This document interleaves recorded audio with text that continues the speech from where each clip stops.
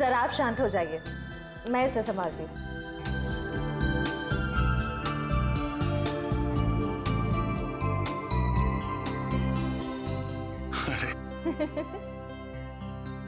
इतनी बात मेरी समझ में नहीं आई।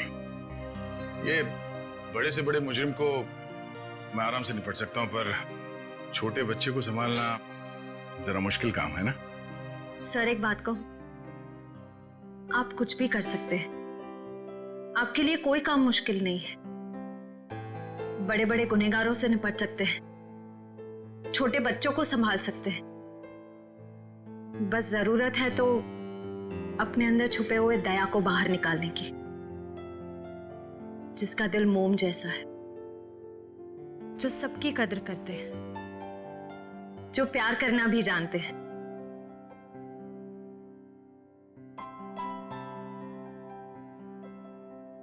I mean, जो सबकी इज्जत करना भी जानते हैं। अब चिंता करने की कोई जरूरत नहीं है सर, मैं आ गया हूं। अरे फिर तुम, क्या बात है? आओ। सर हाँ। जब मुझे एहसास हुआ कि आप अकेले बच्चे को संभाल नहीं पाओगे तो मैं आ गया। लाओ बच्चा दो। इट्स ओके सर, मैं बच्चे को नहीं संभाल पाओगी, मुझे दे दो। लेकिन फ्रेडी, बच्चे को नींद नहीं आएगी, उसे सुलाने का तरीका मेरे पास है। बच्चा दे दो।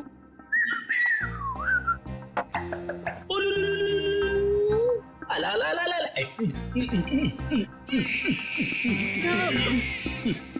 फ्रेडी क्या कर रहे हो?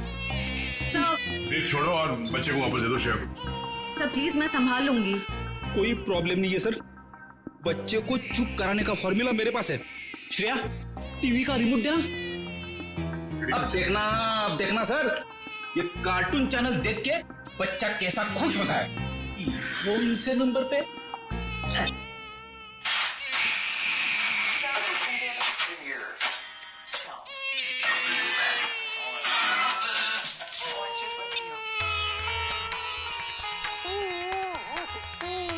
फिर एक मिनट, वो शास्त्रीय संगीत वाला चैनल फिर से लगाना।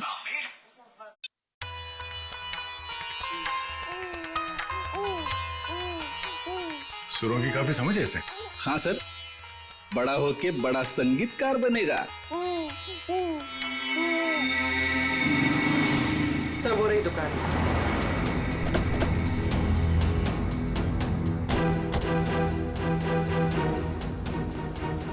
ये लो, कस्टमर के कपड़े हैं, पैक कर दो। हाँ सर, कहिए, कपड़े देने आए हैं या लेने आए हैं? अगर देने आए हैं तो 5 दिन के बाद ही मिलेंगे, और अगर लेने आए हैं तो मैं उम्मीद करता हूँ कि 5 दिन के बाद ही आए होंगे।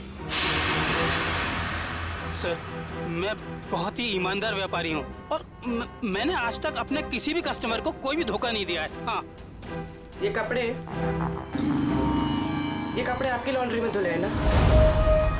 जी हाँ मैडम, ये हमारी लॉन्ड्री के ही हैं। आप यही जानना चाहते हैं कि ये कपड़े किसके हैं? समझदार लगते हो, बता। हाँ, 1 मिनट, रघु बुक दो। मिल गया सर। ये कपड़े किसी गोपी नाम की औरत के हैं। गोपी, एड्रेस भी लिखा होगा उसमें?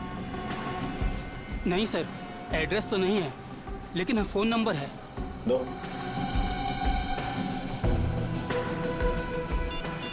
साहब, मुझे तो पहले से शक था जब वो लड़की यहाँ कपड़े डालने आई थी।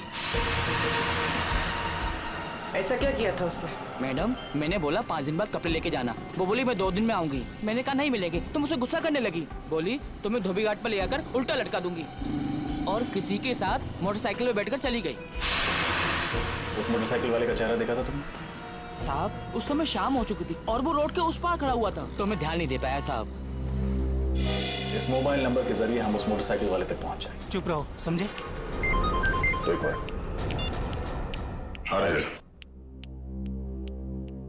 उस औरत का नाम गोपी था। Very good.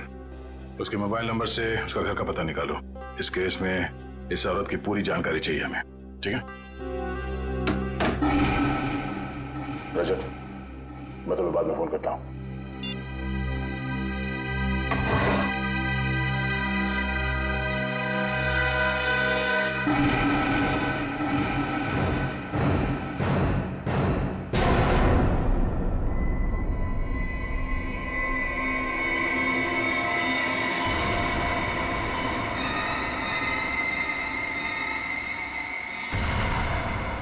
दया तुम फौरन अपनी बंदूक नीचे रख दो, वरना इस लड़की का भेजा बाहर कर देंगे। दया, तुमसे हमारी कोई दुश्मनी नहीं है, बस ये बच्चा हमारे हवाले कर दो और अपनी जान बचा लो। अपनी जान की परवाह करने वाले कायरों को हम सीआईडी में भर्ती नहीं किया करते। अगर इस बच्चे को किसी ने छुआ भी ना तो तुम सबकी अर्थी यहीं से उठेगी। अर्थी तो इस छोकरी की उठेगी दया। बस तुम कंधा देने के लिए तैयार रहो। बंदूक नीचे रखो, नीचे रखो बंदूक।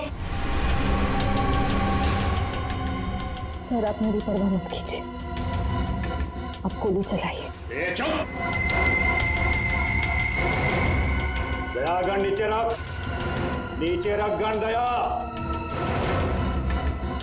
वरना इस छोकरी की खोपड़ी उड़ा दूंगा मैं। एक मिनट,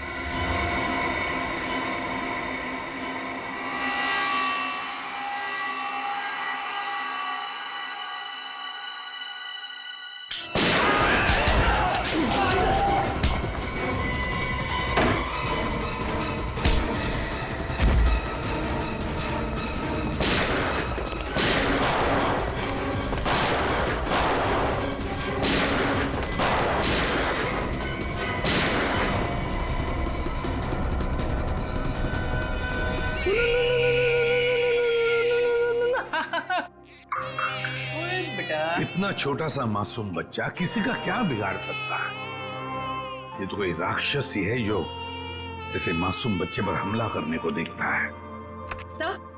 सर उस गुंडे का क्रिमिनल रिकॉर्ड मिल गया। क्या नाम है उसका? उसका नाम शमी है और उस पे कॉन्ट्रैक्ट किलिंग और किडनैपिंग के 3 केसेस चल रहे हैं। कॉन्ट्रैक्ट किलिंग और किडनैपिंग? लेकिन ये सिर्फ कॉन्ट्रैक्ट किलिंग का केस नहीं है, ये कुछ और ही चक्कर है, कोई बड़ी साजिश है ये। सर मोबाइल कंपनी ने गोपी का जो एड्रेस दिया था वो गलत है सर। गलत है? हाँ सर। मतलब सर ये सब पहले से प्लान था।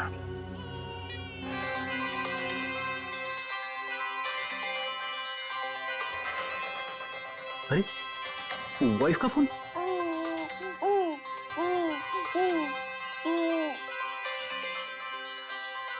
कैसी लगी थी? अच्छी अच्छी अच्छी। सर कल रात दया सर के घर पे टीवी पर जब शास्त्रीय संगीत आ रहा था तब बच्चा अचानक से शांत हो गया और मुस्कुराने लगा। अच्छा, वैसे आमतौर पे इस तरह की धुन सुनकर बच्चे उछलने लगते हैं। हाँ लेकिन अभी भी फ्रेडी सर की रिंगटोन सुनकर बच्चा कैसे खुश हो गया? सर हो सकता है कि जब से इस बच्चे का जन्म हुआ हो तब से ये शास्त्रीय संगीत सुनता आ रहा। हो सकता है इसके माता पिता में से कोई संगीतकार या गायक हो। कविनगर जाके पता लगाना पड़ेगा कि वहां पर कोई शास्त्रीय संगीत विद्यालय है क्या। ता थई तत थई ता थई तत थई ता थई तत थई तत थई ता थई तत थई ता थई तत। एक मिनट,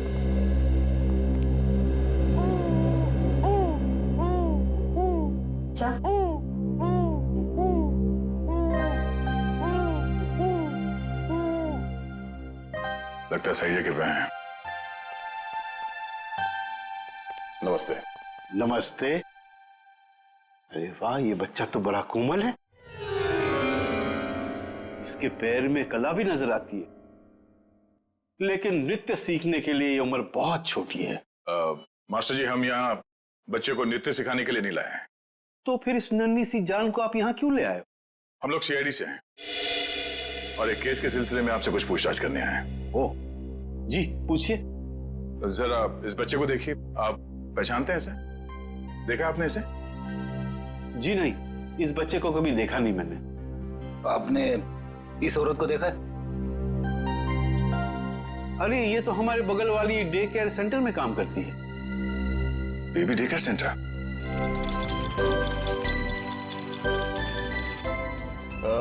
एक्सक्यूज मी,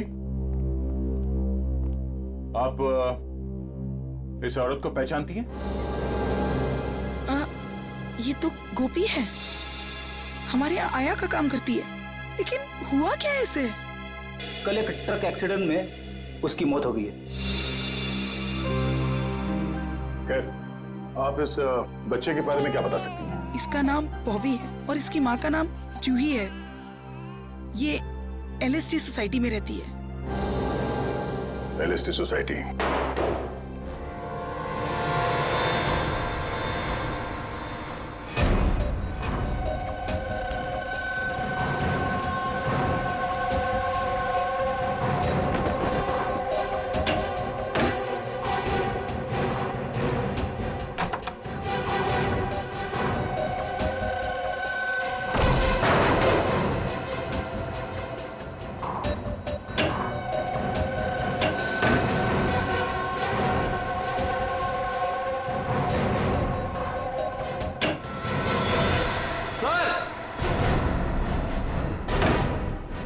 सर ये देखिए, बॉबी की माँ जूही को ही मार दिया।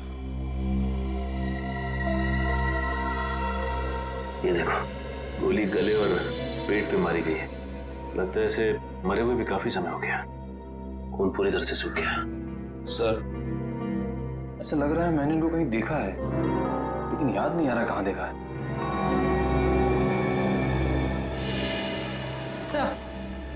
सर वो देखिए,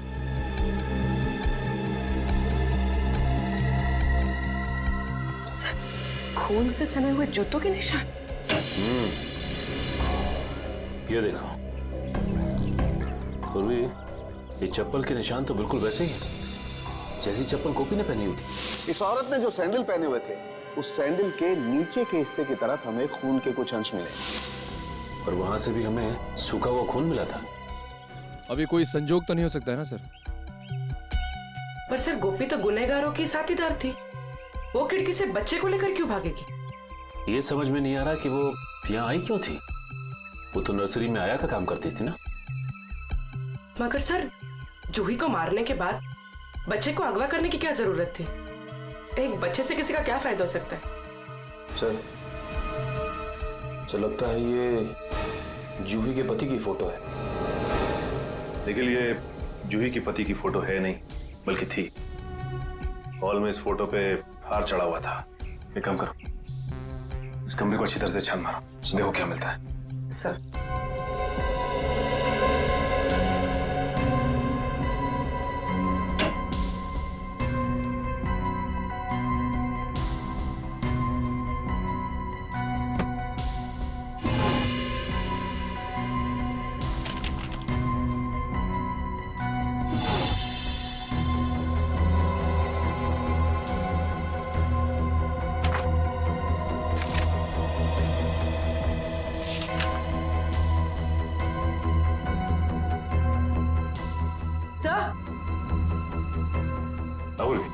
सही देखिए, तो जूही एक एक्ट्रेस थी, इसीलिए उसने अपना पोर्टफोलियोज बनाया था। याद आया सर, मैंने इनको एक पंजाबी फिल्म में देखा था, उसमें हीरोइन थी। अच्छा? हाँ सर। इस घर का लिव एंड लीज एग्रीमेंट मिला है सर। सर ये वोटर आईडी है सर, इसमें इनका नाम जूही नहीं बल्कि असली नाम शीतल है सर। और ये जीवन शांति आश्रम का रिसीप्ट भी है सर। तो ये बात है, ये जूही उर्फ शीतल 5 सालों तक एक आश्रम में रह रही थी और 1 साल पहले ही आश्रम से बाहर आई है। मगर सर एक फिल्म की हीरोइन 5 साल तक आश्रम में क्यों रहेगी? ये देखो, शीतल के पिता रविकांत का नाम लिखा हुआ है इस कार्ड पे। सर ये रहा डॉक्टर रविकांत का घर, बहुत बड़े साइंटिस्ट हैं वो।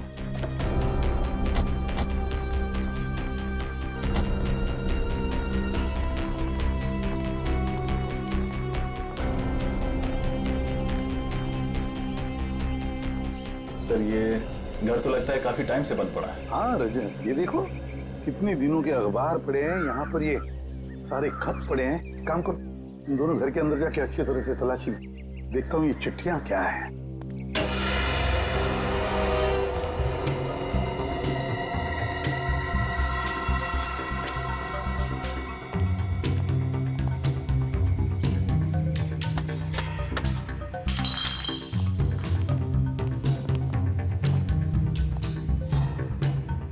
हमसे पहले ही यहाँ कोई आ चुका है, शायद कुछ ढूंढने। देखो कुछ हाथ लगता है क्या? सर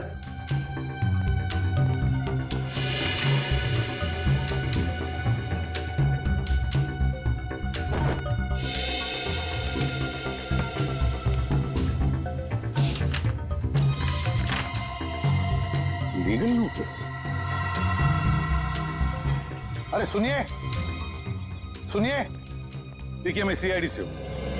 एक बात बताइए, आप रविकांत जी को जानते हैं? हाँ सर, 10 सालों से वो मेरे पड़ोसी हैं। अचानक उनकी मौत की खबर सुनकर बहुत दुख हुआ। अचानक मौत हो गई रविकांत जी की? कब, कैसे? गाड़ी की स्पीड इतनी तेज थी कि वो कंट्रोल नहीं कर सके और वो जाके नदी में गिर गए। Oh my God. कुछ मिला? नहीं सर। ये रविकांत जी का एक्सीडेंट ही था या? एक्सीडेंट ही था सर। ठीक है, थैंक यू वेरी मच, अब जा सकते हैं। नोटिस कैसी?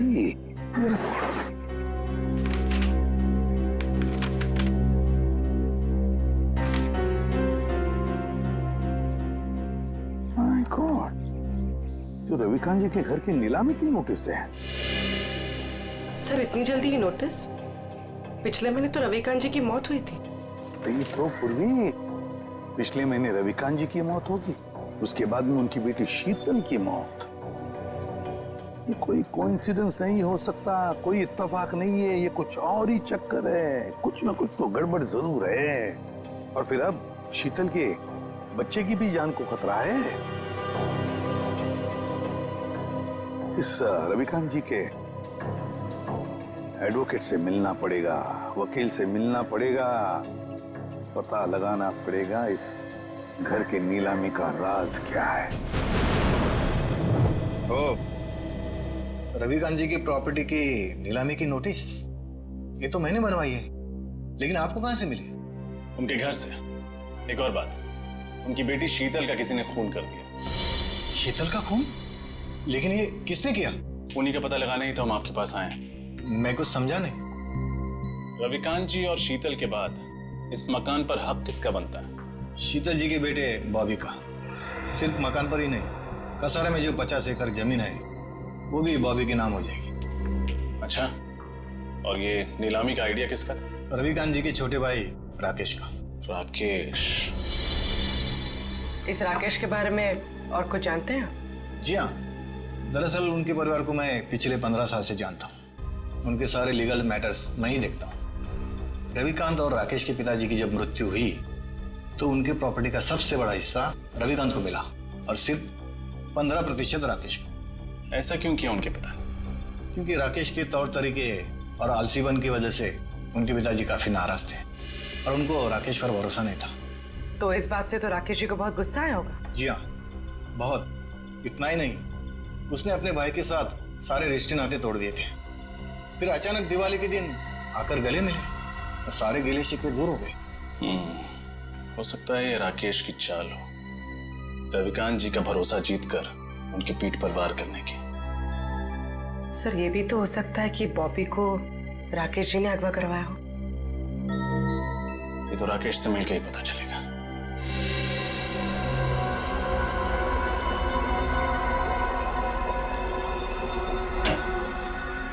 Excuse me. जी कहिए। हम लोग सीआईडी से हैं। डॉक्टर रविकांत के बारे में तो आप लोग जानते ही होंगे। जी डॉक्टर रविकांत मेरे गुरु जैसे थे। आप? जी मेरा नाम फनीश है। इस लैब में जो भी रिसर्चेज होती हैं उन्हें मैं फाइनेंस करता हूँ। मिस्टर फनीश, हम डॉक्टर रविकांत की मौत के बारे में आप लोगों से कुछ पूछताछ करने आए हैं। उनकी मौत से तो हम सबको बहुत बड़ा सदमा पहुंचा है सर। न केवल इस लैब का बल्कि हमारे देश का भी बहुत बड़ा नुकसान हुआ है। लेकिन वो कहते हैं ना कि नसीब के आगे किसी का बस नहीं चलता। ऐसा लगता है कि उनकी मौत से किसी और का नसीब जरूर जग गया है। मैं कुछ समझा नहीं। हमें शक है कि उनकी कार का एक्सीडेंट हुआ नहीं है बल्कि करवाया गया है। यानी किसी ने उनका मर्डर किया? शायद। वैसे किस चीज पर रिसर्च कर रहे थे डॉक्टर रविकांत? इसके बारे में तो उन्होंने कभी किसी को कुछ नहीं बताया। वो एक टॉप सीक्रेट रिसर्च कर रहे थे, इसीलिए उसका जिक्र उन्होंने कभी किसी को नहीं किया। सर वो कुछ डरे डरे से रहते थे। क्यों? किससे? इसके बारे में उन्होंने किसी को बताया नहीं, लेकिन वो अपने जो रिसर्च के पेपर्स है ना वो अपने केबिन के लॉकर में रखते थे और तकरीबन हर रोज वो लॉकर का पासवर्ड चेंज करते थे। पता नहीं क्यों। लगता है ये रिसर्च की वजह से ही उनका खून किया गया है। उनका केबिन दिखाइए जरा।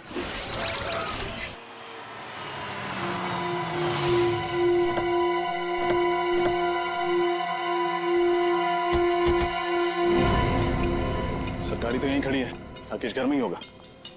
हाँ,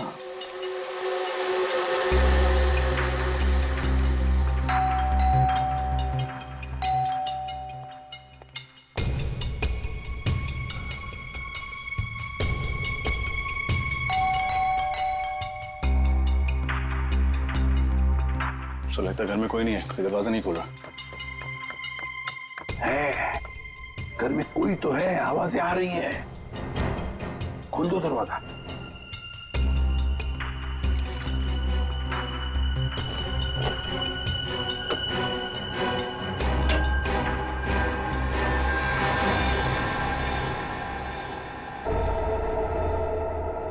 संभल के, 3 खून किए उसने।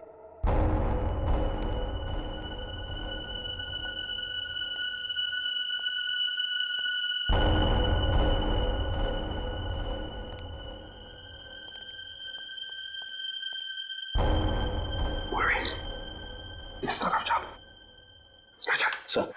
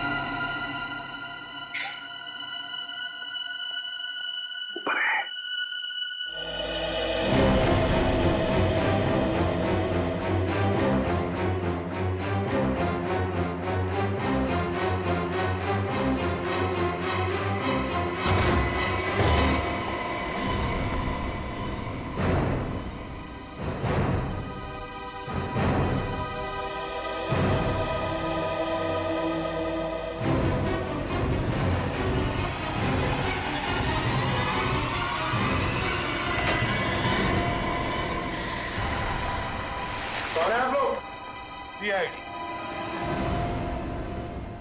लेकिन मैंने किया क्या है? या क्या है? हैं? या क्या है? अभी पता चल जाएगा क्या क्या है। इसके घर की अच्छी तरह से तलाशी लो। सर आप पूरे घर की तलाशी ले लीजिए, पर प्लीज मुझे ये तो बताइए कि मेरा गुनाह क्या है? रविकांत और शीतल को क्यों मरवाया तुमने? शीतल का कत्ल हो गया सर? कब और कैसे? कब और कैसे? बड़े भोले बनने की कोशिश कर रहे हो राकेश जी, हैं? सर प्लीज मेरा यकीन मानिए, इसके बारे में मैं कुछ नहीं जानता। झूठ झूठ बोल रहे हो तुम। रविकांत और शीतल को पहले मरवाया और फिर शीतल के बच्चे को अगवा किया। इस औरत को पैसे दिए थे ना तुमने ये सब करने के लिए? क्यों? नहीं सर, मैंने ऐसा कुछ नहीं किया। इस औरत को मैं पहली बार देख रहा हूँ सर। मैं रवि भैया और शीतल का खून क्यों करवाऊंगा? इसलिए, इस जायदाद के लिए। जायदाद के पेपर थे, है ना? क्यों? और तुम ये भी जानते थे कि रविकांत और शीतल की मौत के बाद ये सारी जायदाद शीतल के बेटे के नाम पर हो जाती, और अगर शीतल के बेटे का कुछ कम ज्यादा होता तो ये पूरी की पूरी जायदाद तुम्हारे नाम पर हो जाती। यही चाहते थे ना तुम? जी सर, लेकिन क्या? लेकिन क्या? लेकिन सर मैंने किसी का खून नहीं किया, और ना ही सर मैंने बॉबी को किडनैप करवाया। प्लीज मेरा यकीन मानिए। तुम्हारा यकीन करूं? क्यों? क्यों यकीन करूं तुम्हारा मैं? हैं? कोई सबूत है तुम्हारे पास? हैं? कोई सबूत है तुम्हारे पास? हाँ सर, 1 मिनट।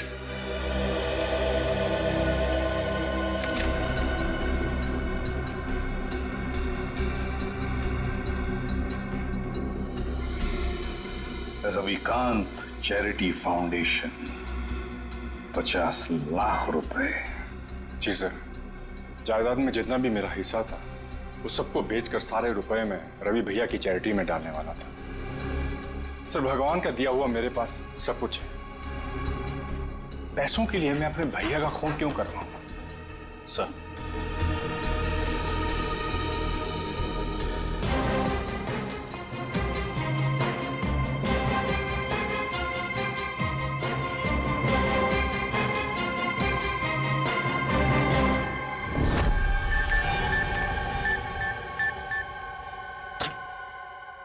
ये क्या, लॉकर तो खाली है। खाली है? अभिजीत, ये देखो अभिजीत, ये रिसर्च पेपर्स हैं, जला दिए गए हैं। वही पेपर है ना? हाँ सर, ये तो वही रिसर्च पेपर्स है जिन पर डॉक्टर रविकांत रिसर्च कर रहे थे, पर उन्होंने ये जलाए क्यों? शायद उन्हें डर होगा कि ये रिसर्च के पेपर किसी गलत हाथों में ना पड़ जाए। पंकज, मिला कोई? नहीं सर, सारी फाइल्स डिलीटेड है। एक फाइल है, इसको मैं खोलने की कोशिश कर रहा हूँ सर, एक सेकंड। सर खुल गई। क्या है इसमें? पता नहीं, साइंस के आई थिंक कोई फॉर्मूलाज है, मेरे तो कुछ समझ में नहीं आ रहा है। मैं देखता हूँ।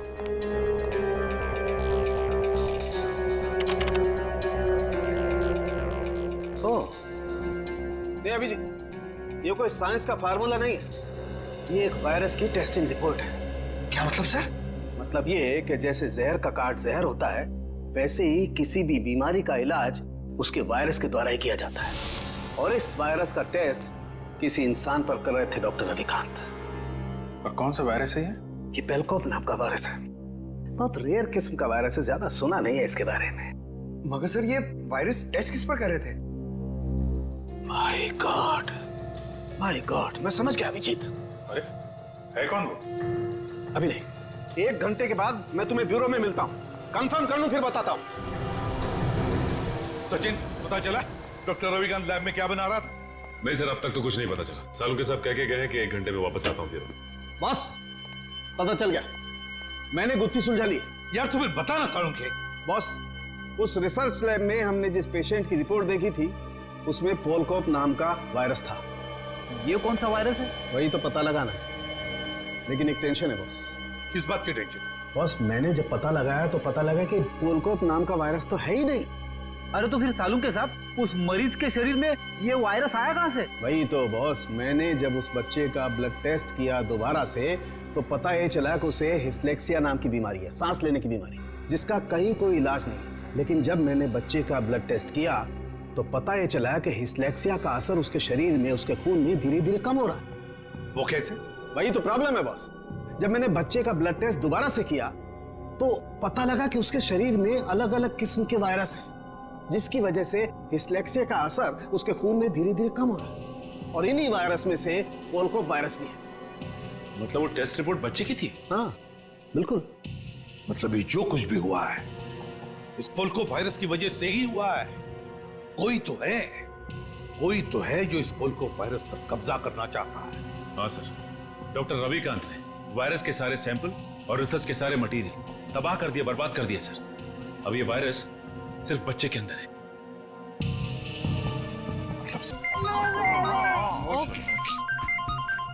एसपी साहब का फोन।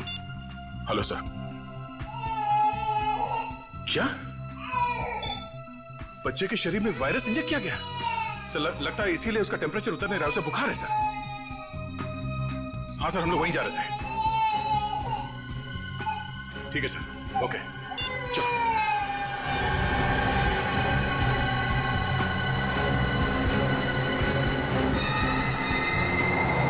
चलो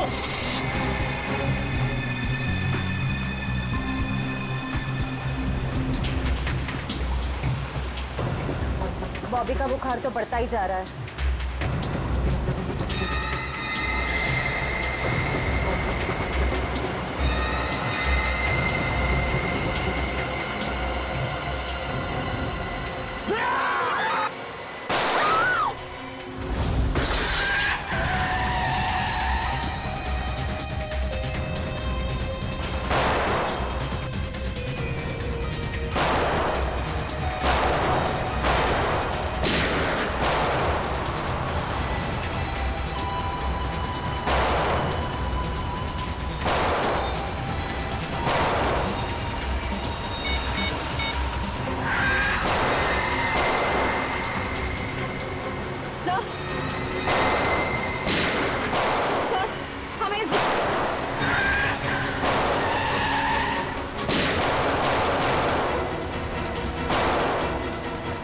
तुम ठीक हो?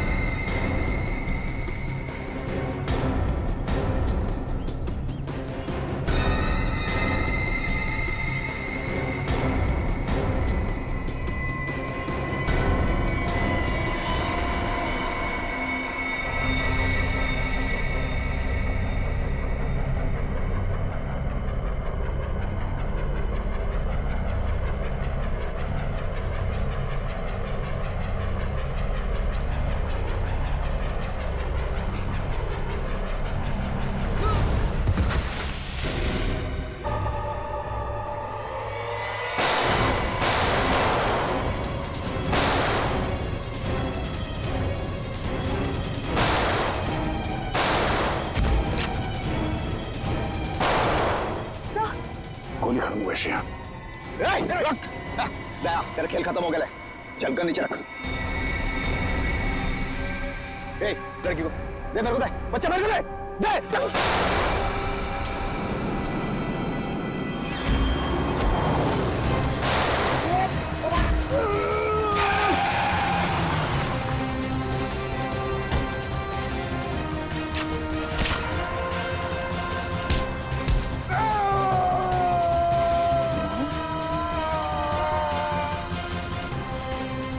शेर का शिकार करने निकले थे गीदड़ लोग। बोल, किसके कहने पे किया ये सब? शर्म आनी चाहिए तुम्हें। एक मासूम बच्चे के साथ तुमने ऐसी घिनौनी हरकत की। मैं मजबूर था ऑफिसर। मैंने डॉक्टर रविकांत की रिसर्च पर लाखों रुपए खर्च किए, यह सोचकर कि रिसर्च कामयाब होगी तो मैं करोड़ों रुपया कमाऊंगा, मेरी कंपनी के शेयर्स फिर से टॉप पर आ जाएंगे। लेकिन डॉक्टर रविकांत अपने इन्वेंशंस तुम्हें नहीं बल्कि सरकार को देना चाहते थे ताकि हमारे देश के आम लोगों को फायदा हो, पर यह बात तुम्हें बर्दाश्त नहीं हुई। कैसे बर्दाश्त होती सर? लाखों रुपए का जुआ मैंने खेला, सारा रिस्क मैंने अकेले ने उठाया, और डॉक्टर रविकांत वो फार्मूला गवर्नमेंट को देना चाहते थे जो मुझे उसके लिए फूटी कौड़ी नहीं देते थे। और ये बात उन्हें समझाने की मैंने बहुत कोशिश की, पर उन्होंने मेरी एक नहीं सुनी सर। बॉबी को अगवा करने का प्लान तुम्हारा ही था ना? हाँ सर, और जब मुझे पता चला कि डॉक्टर रविकांत ने वो वायरस बॉबी की बॉडी में इंजेक्ट कर दिया है, तो मैंने गोपी को आया बनाकर वहां भेजा और बॉबी को अगवा करने का प्लान बनाया। लेकिन जब गोपी को तुम्हारे घिनौने इरादों के बारे में पता चला तो उसके अंदर की ममता जाग गई और वो बॉबी को लेकर भाग गई। और उसी की बेवकूफी की वजह से मेरा सारा प्लान चौपट हो गया। अपनी मौत की वो खुद जिम्मेदार है। तुम जैसे हैवानियत के पुतले इंसानियत के बारे में कभी समझ नहीं पाओगे। तुम्हें तो ऐसी सजा होनी चाहिए जिसे देखकर हैवानों की रूह कांप उठे।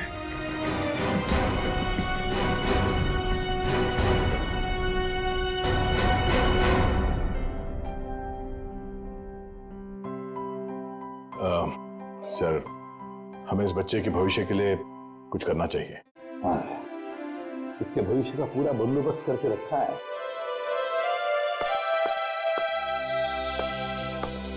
सर जी, सर जी, आज के बाद बॉबी को मैं संभालूंगा, अपने भाई के बेटे की तरह नहीं बल्कि अपने बेटे की तरह से बड़ा कर।